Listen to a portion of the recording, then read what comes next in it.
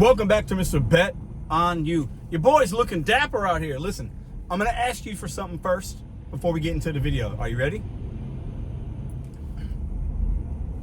You want me to shave this mustache? 1,000 likes and I'll do it. Anyways, drop a comment. What do you think about the new look? All right. I got to give a little credit where credit is due. This is something I've had on the channel a few times, and I've been thinking about this more and more, and it came to, actually, camera just went away. It came to fruition, and it's been happening in the last couple of weeks. Mike Drop Barbecue, a fellow native St. Louisan. His name is Jeff. He's been on the live a few times, makes some really, really great content, okay? And he's been talking about, for really the last couple of years, converting Uber or Lyft passengers to cash rides. So basically, having communication with them, making sure you have the right, like a little Square or Cash App or Chime or Zelle or Venmo. I mean, people got out, get all of them so that people can pay you, right? And saving the consumer money and making more money for you. For example, if the ride's $40, Uber's probably going to pay you anywhere between 15 and maybe 20, 25 on a high end for that fare, right? They're charging the customer 40, right?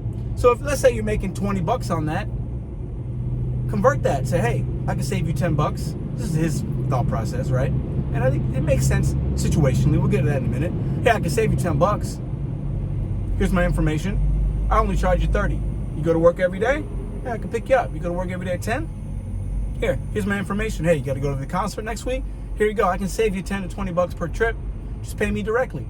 Now, caveat, disclaimer, make sure you have the proper insurance. Make sure you feel safe working off the app. But he's been talking about it, so I want to give credit where credit is due. This is not my idea. It's not an original idea. So now here comes the story time. I've talked about I guess 5 or 6 weeks ago, I met a friend on a ride share, and I've helped him move a couple times and picked him up here and taken him there, and I've done it for free. And he's offered me money, and I haven't taken it. He called me yesterday. You need to get somewhere today. I said, hey, I got some things going on, but hey, if it works, what time, I can probably make it happen. He goes, I insist on paying you this time because you haven't accepted it last time and you've really been very helpful. I said, okay, if you insist, not necessary, but if you insist. Because this is just me doing a one-off. Now, I've converted a few other people that I've seen at least twice. If I pick you up 2 times, I'm going to ask you, you take a lot of Ubers? Are they kind of expensive? And I'm going to see if they want to possibly convert. I make more money, they save money. F Uber, F Lyft, right? And some of y'all won't agree with that, but it is what it is. You can't do it with every single customer. You gotta be smart about it, right? Anyways, back to my story with my friend.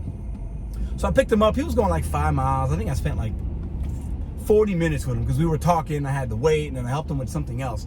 Anyways, and he paid me cash. And it felt good. And there's ways you can document this for tax purposes if you're worried about that, okay? If you're getting paid electronically, you can submit that as income anyway. And depending on how much you make on these apps, you have to legally. Anyways. But I think it's interesting because consumers talk about the crazy prices that they pay for DoorDash, Uber, Lyft, Instacart. And there are other apps, actually. I believe Dumpling is one of them. It's been around for 4 or 5 years, I think, at least, where you can get your own clientele. You use their app as a way of tracking things and connecting with people. I mean, listen, being a personal shopper, being a personal driver, like, this isn't a new idea. And why not take advantage situationally of consumers that and potential clients that are already in your automobile?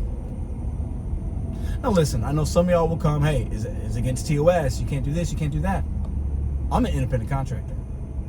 If somebody's asking me questions and I want to do something on my time, I can do that. Because Uber has enough. Let me repeat myself. Uber, DoorDash, Lyft, Instacart, they all have enough of the pie. It's time for us to get some of ours. And I don't recommend this for everybody, right? But if you keep dropping off to the same Walmart Spark customers, Instacart, the same DoorDash person, and it's kind of a routine, and you see that there's a pattern that they spend a lot of money on these gig apps, ask them a question. Hey, if there was a way I could save you some money, would you be interested? Now, some customers aren't going to want to do it because they like the convenience and the ease of just on demand, boom, boom, boom. But you have to be upfront. Hey, if you let me know the day before, you let me know that morning, and you got to get to work at 4 p.m., I'll let you know if I can do it or not. And if I can't, then they just go play more money on the app. Nobody loses. Everybody wins. Because consumers are getting tired of paying these crazy prices. And we deserve more of the fare. So why not go out there and get some of the fare for yourself? Now, I do recommend watching Mike Drops Barbecue's many videos about this, because he talks about in detail some of the things he's done and some of the other people that he knows in that community have done. So go watch his videos. You can find them. They're there. I'll put in the description box, I'll put a tag or whatever to his page, and go check him out. Okay? Because he does a lot more of this than I do, and many other people do. Now, I've done it with some caterings. I have 2 restaurants in St. Louis, and I've had them for almost 3 years. Oh, actually, 3 years now. To where they call me up if they have a need, and if it makes sense, I say yeah. And if not, they'll just do it themselves or put it on the app or whatever. It saves them the fees, and it saves me, and everybody's happy.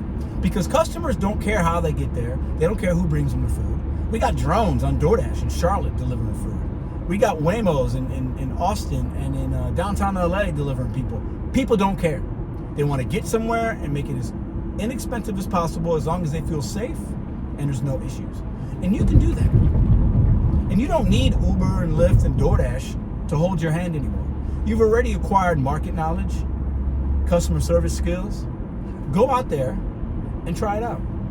Now, I'm not saying talk to every single person, every passenger, hound them, put things in bags. I'm not saying that. But take advantage of situations and opportunities that are in front of you. If you, every single week, are delivering to the same Instacart people, okay? Ask them a question. Ask them.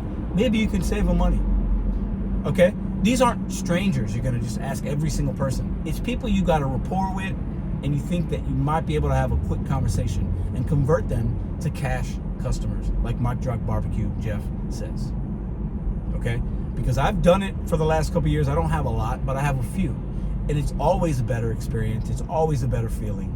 Let's cut the middleman out, because to DoorDash's and Uber's credit, they're just a tech company. They say that themselves. They put businesses in touch with us to help the community. And they provide the platform for the business or us to use to make money and service a community. Cut the middleman out, save the business money, save the customer money, and you get more of the fare. Some things are too good to be true. Some things are really simple. But it's the ones that try and really try to do things a little bit differently that typically will have success and typically have better experiences on these apps, because they have enough. Let the apps continue to bring the new people on, and let some of us old school vets use our savvy, use our skill sets, and make more money. Because the apps ain't paying more. They're just not. They're not going to pay you more money. So what can you do today? What other app could you try? What other opportunity could you try? What conversation can you have with somebody to turn a $20 fare into a $25 fare for you, a $30 fare for you? Is there somebody in your marketplace on rideshare that goes somewhere out of town every week or a couple of weeks, and you take them every time to the airport? Or you know that I just got back here. Spend $9.99 and get a box of 100 business cards handed to that person. Hey, if you ever need anything, call me directly. I'm out here full time. I'm working. I think I might be able to help you save some money. I got the ride insurance, because that's important. I don't want to lead y'all down. Got to have proper insurance. You delivering to the same people all the time? Hey, do you like spending $25 for that Chipotle bowl? Do you like that? You probably don't. So how about we spend $15? Or how about we spend $20? I'll charge you $20.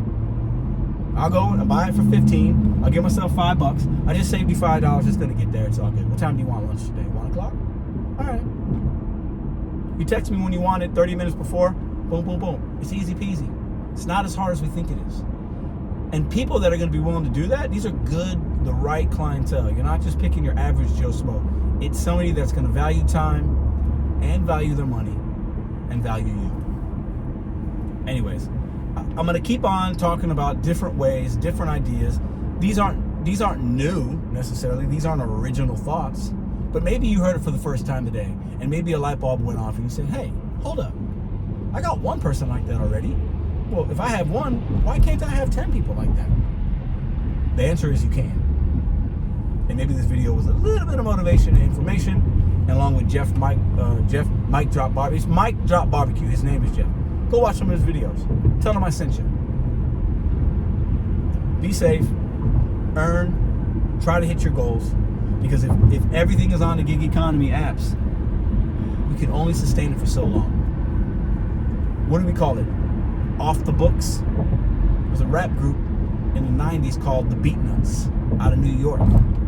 Making mad money off the books this year. I'm going to continue to try to do that. Because these companies don't care about you. And they definitely don't care about me.